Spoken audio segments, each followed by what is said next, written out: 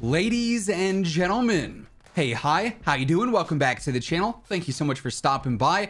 The Season 2 Reloaded update for Warzone obviously brought a lot of changes to the game. We saw content changes with Rebirth, we saw plenty of quality of life updates across the board, but this was just one of many updates that we've seen over the course of the past couple of months, and it's one of many updates that we're going to see over the course of the next few months. And we actually got some brand new information from a developer at Raven on updates that they're looking to add in the future, on things that they're paying attention to with the game, and honestly some pretty interesting information on things that the devs have considered and are looking into changing that would be very big updates for the game in general. As we go through everything today, if you enjoy the video at any point, let me know by dropping a like on it, and if you're new here or if you have not already subscribed, feel free to do so. I got you covered all day, every day with the latest Call of Duty news, updates, loadouts, and tips. And also, quick reminder, right now my GFuel discount code WhosImmortal is actually going to get you 30% off your entire order, so if you want to grab anything at all from the GFuel site, now is literally the best time to do so.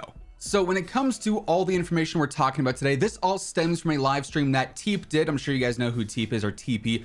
One of the greatest Call of Duty players of all time, super popular Warzone streamer, obviously. If you don't know who he is, you're missing out. Honestly, dude's a beast. But just the other day, he ended up doing a sponsored Call of Duty live stream in which Josh from Raven actually jumped on a call with him and talked about the state of the game, things that they would like to do in the future, and sort of what the community might think of that. So plenty of new information here to break down. I got a pretty lengthy list of notes we're going to go over.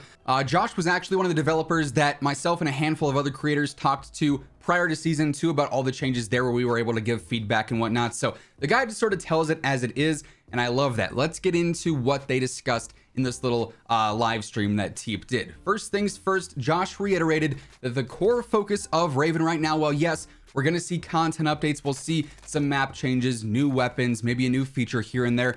Their core focus, their #1 priority, is just to fix the game.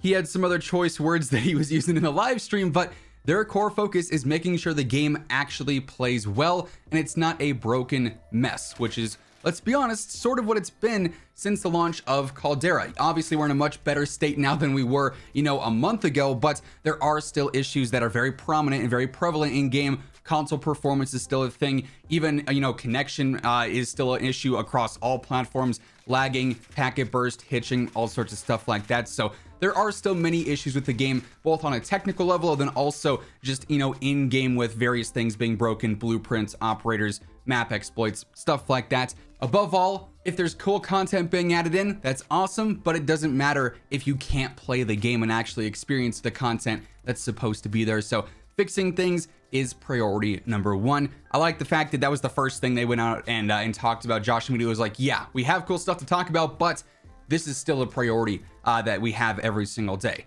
Anyways, moving on, something else that Josh brought up that I thought was kind of interesting is that in the future, they plan on cutting down on what he called mode salad, which is basically just having too many different modes and playlists on the menu. We're already kind of seeing that begin here in Season 2 Reloaded, where obviously we no longer have Vanguard Royale, we just have Core Battle Royale, and for the next 4 weeks or so until the end of Season 2, we're gonna have just Core Battle Royale, solos, duos, trios, and quads every week, alongside occasionally Plunder. Rebirth will have its modes between, Blood Money, Payload, Resurgence, and whatnot, but they don't want to have a ton of different playlists so that you get lost in the menu. They'd rather just focus on having a few standout ones that have proven to be fan favorites and proven to be successful in the past. I definitely like that. Now, during this interview, TeePee and Josh talked a lot about some theoreticals, right? Some, what if we did this? What if we did that? And one of the constant reminder points that I want to talk about here real quickly before we get into all these following points that sort of all reflect back on this initial thing is that Warzone was not built to be a multi-year game. Josh reiterated this in the interview many times. It was supposed to be just for Modern Warfare. They launched it. They thought it was going to go a year. They didn't have plans beyond that. Hence why now, 2 years removed and 3 games added into Warzone, things are messy, things are buggy because it was not a multi-year plan, which is unfortunate. And obviously Warzone 2 is not going to make that same mistake, but we have to suffer through those consequences now because it was just a short-term project that they did not expect to blow up like it did. And so now that we have all the Modern Warfare content from, all the seasons that were there, the 6 seasons of Cold War, and now we're 2.5 seasons into Vanguard, adding in all this new content, all the new guns, operators, blueprints, so on and so forth, this is limiting the performance, because all of this is high fidelity content being added in, and that does hinder their ability to do certain things in game. Obviously, in the past, we've talked about the technical disadvantages that they already face because so many players are still on last gen. Things like console FOV that won't be happening until Warzone 2. Stuff like that is hindered because of the short-sighted, unfortunately, short-sighted plan for Warzone just being a Modern Warfare exclusive game. But that said, they did try to sort of help themselves when they dropped Caldera. Josh said Caldera has more headroom to grow because it's less intensive than Verdansk. If you remember back on Verdansk, we didn't really get all that many crazy map updates, because if they were to do that and expand to, new areas and whatnot, it would just hurt the performance of the game. Caldera, because it's less intensive,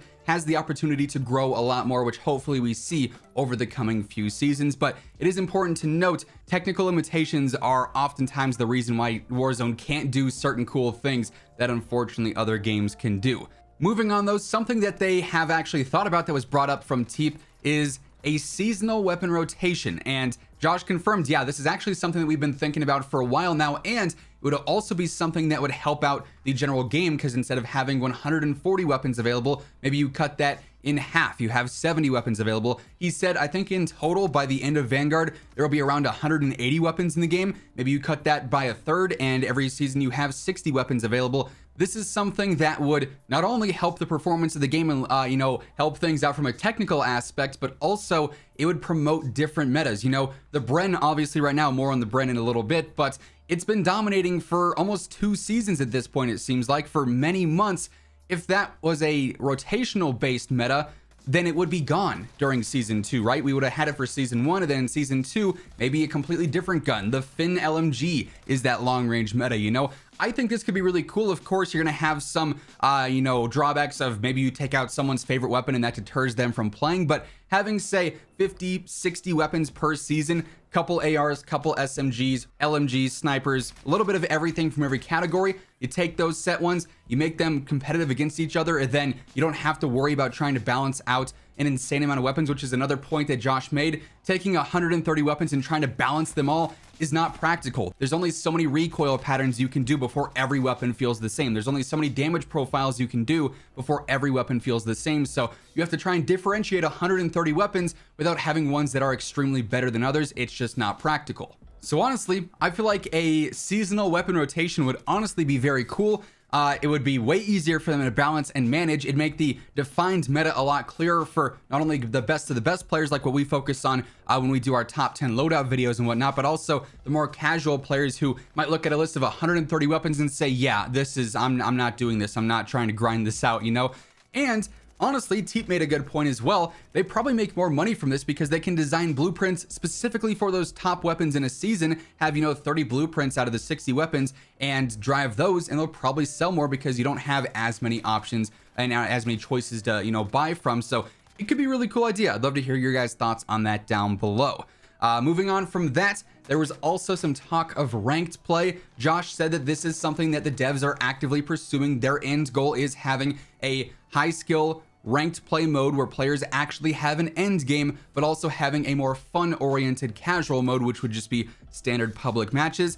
They did not talk about the effects on skill-based matchmaking. It wasn't a really super detailed conversation point here, but a ranked mode is on the horizon. We have zero idea when. It could be season 4, season 5. It might not happen until Warzone 2. We truly don't know, but a ranked mode is going to happen for Warzone at some point in time. Now, earlier I said we would circle back to the Bren. That's where we're at now, the end of the circle.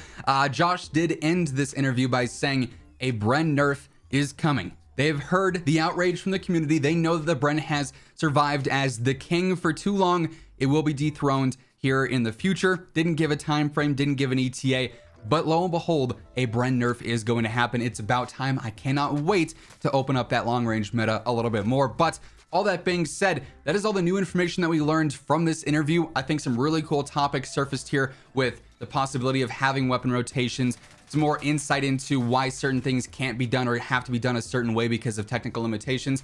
I love when the devs end up talking about the game, whether it be to a handful of creators or on a stream like this, just because it's not something that we see a ton.